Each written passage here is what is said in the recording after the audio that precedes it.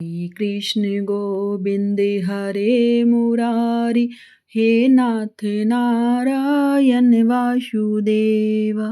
जय श्री कृष्ण भक्तों, आज हम सुनेंगे वैशाख मास का अध्याय 21। आइए शुरू करते हैं। श्रुतदेव जी कहने लगे संग मुनि से, और व्याग दोनों बड़े विस्मित हुए। तब संग मुनि ने पूछा, तुम कौन हो और तुम्हारी ऐसी दशा कैसे हो गई है?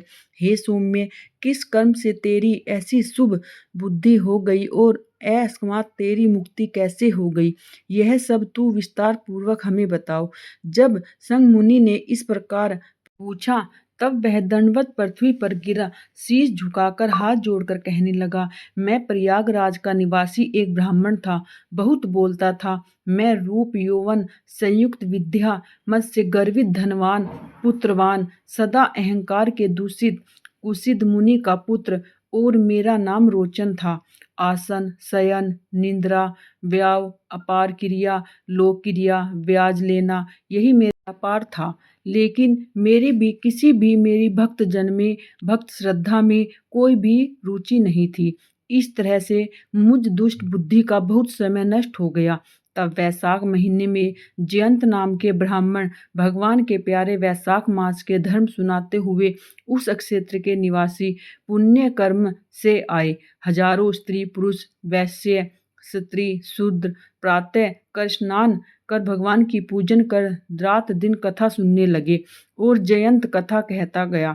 तब लोग चुपचाप वासुदेव भगवान की कथा मन लगाकर सुनते थे। वैशाख धर्म में लगे हुए दम और आलस्य छोड़ सब कथा सुनते थे। मैं उस सभा में कौतुक देखने की इच्छा से जाता था। मेरे सिर पर पगड़ी बंधी रहती थी। मैं सबको नमस्कार कर मुख में पान चबाते हुए चोगा पहने हुए जाता था। इस प्रकार सभा में जा लोक चर्चा के द्वारा कथा में विक्षेप करने से मेरी लोकप्रियता से सब श्रोताओं का मन चलायमान हो गया।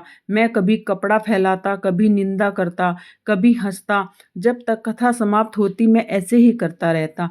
उसी दोष के कारण मेरी बुद्धि नष्ट हो गई, अवस्था क्षीण हो गई, और पात रोग से मेरे प्राण जाते रहे। और उसी समय यमदूत पकड़कर मुझे भयंकर नरक में ले गए। वहाँ 14 मनवंतर तक अनेक दुख भोगे, और कर्म से 84 लाख योनि भोग कर अब इस वृक्ष में निवास करता हूँ। यह वृक्ष 10 योजन लंबा चौड़ा और 100 योजन ऊंचा है। इसमें 7 योजन की इस खोतर में मैं महाक्रूर सर्प की योनि में निवास करता हूँ। हे विप्रे, ये मेरे प्राचीन का फल है। इस प्रकार इस कोटन में मेरे निराहार निवास करते मुझे 10 सहस्त्र वर्ष बीत गए हैं। देव योग से मैं आपके मुख कमल से निकली तथा कथा को गोलोक से सुनने से मेरे सब पाप दूर हो गए हैं, और सर्प की योनि छोड़ दिव्य देह धारण कर हाथ जोड़कर नमस्कार कर आपकी शरण में आया हूँ। हे मुनि, मैं नहीं जानता कि आप कौन से जन्म से मेरे बंधुए हुए। मैंने किसी भी उपकार नहीं किया, फिर सज्जनों का संग कैसे हुआ? समान चित्त वाले दयावान साधु परोपकारी में लगी रहती है, इनकी मित कभी अन्यथा नहीं होती। आप मेरे ऊपर आज अनुग्रह करो, जिससे मेरी बुद्धि धर्ममयी हो, जिससे गति मिले और विष्णु भगवान की प्रीति हो। सुदर्शन चक्रधारी विष्णु भगवान को कभी न भूलूं, सदा चरित्र साधु महात्माओं की संगति में रहूं।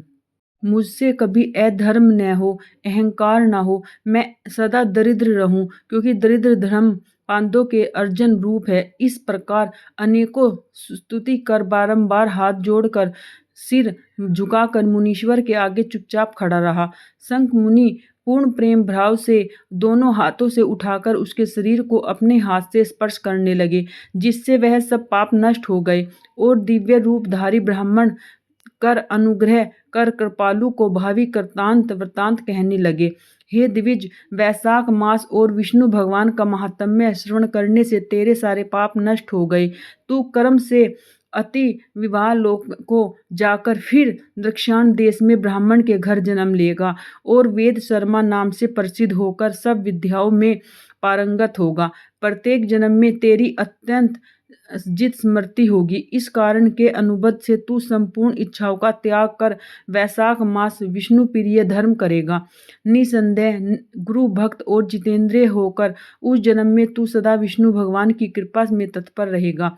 तब तू सब सिद्धि प्राप्त करेगा। तू संपूर्ण बंधनों से छूटकर योगियों के भी दुर्लभ परम धाम की प्राप्ति तुझे होगी। हे पुत्र, डरो मत, अब मैं तेरी प्रसन्नता से तेरा कल्याण हो जाएगा। चाहे हंसी, डर, क्रोध, देश या स्नेह से विष्णु भगवान के नाम का उच्चारण करे तो पापी भी निर्मल हो विष्णुलोक को जाते हैं। जो श्रद्धा पूर्वक क्रोध को जीतकर जितेंद्रिय होकर सुनते हैं, उनका तो कहना क्या, जो दयावान और श्रवण करते हैं में भी मोक्ष पाते हैं। कोई केवल भक्ति से कथा में तत्पर हो गए और संपूर्ण धर्मों का त्याग देते हैं में भी विष्णु के परमधाम को पाते हैं। जो कोई द्वेष आदि से अथवा भक्ति से विष्णु की उपासना करते हैं में भी विष्णुलोक को जाते हैं। जैसे पूतना की मुक्ति हो गई थी। महात्माओं की नित्य संगति, बातचीत और उनका आश्रय पुरुषों का नित्य कर्तव्य है। यदि वेदांतविद यह सरंग जिसमें संपूर्ण पाप दूर हो जाते हैं, भगवान के बिन अस अंकित जो नाम अनेक है, उन्हें साधु महात्मा सुनते हैं, गान करते हैं और मनन करते हैं। ऐसी जो भगवान की सेवा है, इसमें न कष्ट उठाने की आवश्यकता है, न अधिक धन खर्च होता है। भगवान रूप यौवन पर प्रसन्न नहीं होते। जिसके स्मरण मात्र से प्रकाश में धाम मिलता है, उस दयालु परमात्मा की शरण में ही हम जाते हैं। तू भी उसी अनाम्य नारायण की शरण में जा। वह नारायण भक्त वत्सल, अव्यय मन द्वारा गम्य और दया के समुद्र हैं। हे महामते, वैशाख मास इन संपूर्ण धर्मों को, इनसे जगदीश्वर भगवान प्रसन्न होकर सब मंगल करेंगे। ऐसा कहकर मुनीश्वर चुप हो गए। तब व्याग देख विस्मित हो गए। वह दिव्य पुरुष मुनिवर से कहने लगा, हे महाराज, मैं धन्य हूँ, आपने कृपालु हो मेरे ऊपर बड़ा अनुग्रह किया है। आपकी कृपा और मेरे पूर्ण भाग्योदय से मेरी दुष्ट योनि जाती रही और उत्तम गति मिली है। ऐसा कहकर वह परिक्रमा दे आज्ञा ले स्वर्गलोक को गया। हे राजन, तब संध्या हो गई। शंख मुनि व्याग से संतुष्ट हो शाम काल को संध्या कर राजा, देवता और महात्माओं के अनेक इतिहास सुना तथा विष्णु भगवान के अवतारों की देखी सुनी कथा सुना। रात्रि के शेष भाग व्यतीत कर ब्रह्म मुहूर्त में उठे और चरण धोकर मौन साध करने लगे। तारक ब्रह्मा का ध्यान कर शौचादि क्रियाओं से निवृत्त होकर सूर्योदय के पहले स्नान कर संध्या वंदना करके सबका तर्पण कर प्रसन्न मन से व्याग को बुलाकर शीश पर प्रोक्षण कर वेद से भी अधिक सुफलदायक राम 2 अक्षर का विष्णु मंत्र भगवान के प्रत्येक नाम वेद से अधिक सुफलदायक है और ऐसे अनंत नामों से अधिक विष्णु सहस्त्र नाम है। उन सहस्त्र नामों से भी अधिक राम नाम है। इससे हे व्याग, तू निरंतर इस राम नाम का जप कर और हे व्याग, मरण पर्यंत इन्हीं धर्मों को करता रहे। इससे तेरा जन्म वाल्मीकि ऋषि के कुल में होगा और तू वाल्मीकि नाम से संसार में प्रसिद्ध होगा। व्याग को इस प्रकार समझा बुझाकर आप दक्षिण दिशा को चले गए। व्याग भी परिक्रमा दे बारंबार नमस्कार करता रहा। थोड़ी दूर तक पीछे गया, फिर उनके वियोग में हाय हाय कर कर रोने लगा। जब तक नेत्रों से ओझल न हुए तब तक शंख मुनि को देखता रहा। फिर हृदय में उन्हीं का ध्यान करते हुए कठिनता से रुका और वन को स्वच्छ कर उस मार्ग में प्याऊ लगाया।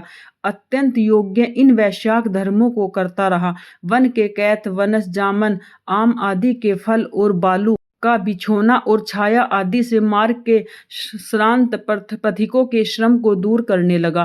प्रातःकाल स्नान कर रात दिन राम नाम का जप, ऐसे व्याग का जन्म पूर्ण कर उसने वाल्मीकि ऋषि के घर जन्म लिया। उसी सरोवर के कणु नाम के कोई मुनि दस्तूर तप करते थे, जिन्होंने बाहरी सब काम छोड़ दिए। उनके शरीर का बहुत काल में ही सर्प की बावी बन गई थी। इसी हेतु में उन्हें वाल्मीकि ऋषि कहने लगे। फिर तप के अंत में जब कर्णु ऋषि के कानों में स्त्रियों के प्रिय सब सुनाई देने लगे, तब तो उनका चित्त चलायमान होने लगा और एक भील जाति की स्त्री को ला वाल्मीकि नामक पुत्र उत्पन्न किया। हे राजन, ये वाल्मीकि संसार में बड़े यशस्वी और विख्यात हुए। इन्होंने मनोहर छंद में राम कथा रचकर संसार में प्रसिद्धि की है। यह राम कथा सब कर्म बंधनों को काटने वाली है। श्रुति देव जी बोले, वैशाख के महात्म्य को देखो, थोड़ा देने पर बहुत फल मिलता है। इस प्रकार व्याग को जूतों का दान करने से दुर्लभ ऋषित्व प्राप्त हुआ। जो कोई रोमांचन पादक इस पाप नाशक आख्यान को सुनेगा, औरों को सुनाएगा, उसका जन्म संसार में फिर नहीं होगा। तो यह था वैशाख मास का कथा अध्याय 21। आपको पसंद आया होगा तो चैनल को लाइक करें, शेयर करें और भक्ति की ऐसी ही कथाओं से जुड़े रहने के लिए चैनल के साथ हमेशा जुड़े रहे। कमेंट में जय श्री कृष्णा लिखकर अपनी हाजिरी अवश्य लगाएं। राधे राधे।